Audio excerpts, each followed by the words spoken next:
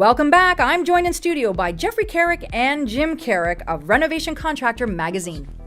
The guys only, geez, I'm new. Yeah. Well, that's an indicator right there. You know what, Jim, too? I think there's a lot to be said for gut feel. I mean, you always say that there's clients that you've had where you just simply strike a great rapport with them and you can feel that it's going to be, it's a good match. Yeah. I think it's like anything else. You're going to be married to your contractor for this period of time and they're responsible for your biggest investment. That's true. So let's look for that comfort level as well. Once you've done the homework. Yeah, it's a great Let's point. look for that simple. The warm and fuzzy level. feeling. You got to feel right. good about it. Well, you become part of the family, whether you like it or not, right? Yeah. It's true. Right? Yeah. It is true, because even in the real estate world, and for those realtors out there and brokers, you know what I'm talking about. I mean, in many cases, you're also, not only is the client seeing if they want to work with you, but you're also wanting to see if you want to actually work with them. And it's not always the right fit. And that's okay. But it's actually a better person for acknowledging that and passing them on to the right fit. Exactly. And I have high regard and respect for that. I think that's fantastic. Can we go the other way then? And let's talk about those people that, own the home. How do they protect themselves?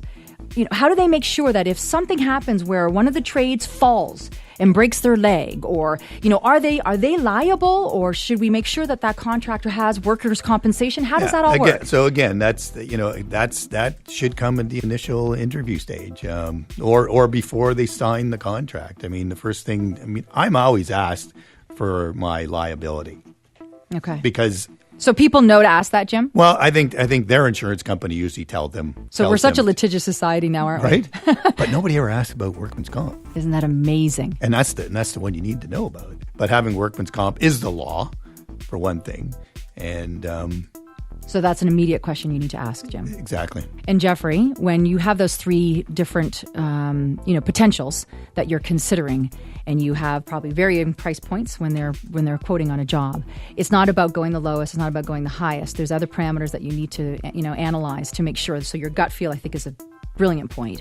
But it's also the things that they're going to do. Are they accessible? Are they a phone call away? Nothing's worse when you can't get a hold of somebody. It's no different in the real estate industry. Right. When you can't get a hold of your realtor, and when you can't get a hold of your lawyer when you've got a problem, I mean, that just manifests. It makes it worse. Yeah, I mean, some simple questions. What's the size of their crew, right? And Jim alluded to it before.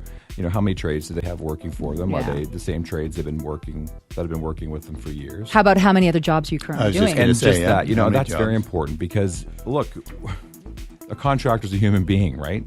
And when you're project managing something significant, your time, you've only got so much time. So it's very important that you understand what is on that contractor's plate. Yeah. And do they expect you? And expectations, right? Manage expectations. Yeah. Then do they expect you to be on the job, 8-10 hours What are the a day? expectations? So make sure that those responsibilities are truly laid out and in that contract expectations. I think what we're going to do, gentlemen, is we're going to do a whole on how to, not just the hire we've done, what to look for, key questions to ask, but I think the next time we get you in, we're needing to talk about the contract itself and really what that entails and how to charge and because there's varying ways. So I think we'll do that next time, everybody. But Jim, I got to say, you have to be proud of your nephew, Jeffrey. Totally. Like you are a class my act. godson. Yeah, you're just awesome, and you know what? Let me come here more. Yeah, no, seriously, really thrilled, and I think that obviously the fruit doesn't fall far from the tree. That's certainly evident. But just remind us, your official title is? My title in 2 cents doesn't buy a cup of coffee, but I founded the magazine with Jim, and VP of marketing, if you want to put a title to it.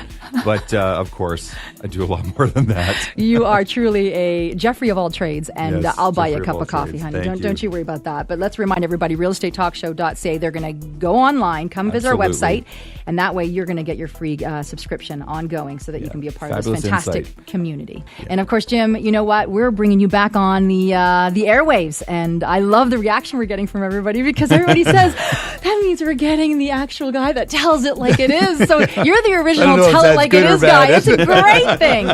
It's a great thing, Jim, because you know what? You admitted that when you were part of that, and you were truly, to me, you started that. I mean, you were part of the original. I mean, Bob Vila, I watched religiously, and I loved your shows because you really did. You showcased the true aspects of really what to anticipate, what goes goes on, and it wasn't always, roses. Wasn't always, no. No, but I know that as time went on, it became a little more scripty. It became a little unreal. But this is not the way it's going to be going forward. We're getting you back on and truly allowing you to just be you.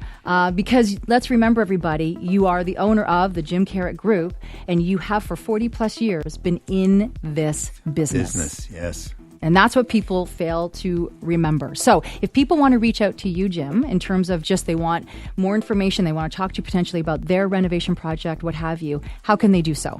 Just go to thecarukgroup.com and they can reach us, and there you we'll go. be there. Or, of course, you can visit realestatetalkshow.ca or call our help desk anytime, 844-ASK-RETS. That's 844-ASK-RETS. So, gentlemen, thanks for hanging out. Thank you so much. It's been a pleasure. All right, Kathleen Petticord, we are going to talk about the 12 important items before buying properties overseas. Are you ready? I'm ready. All right, here we go.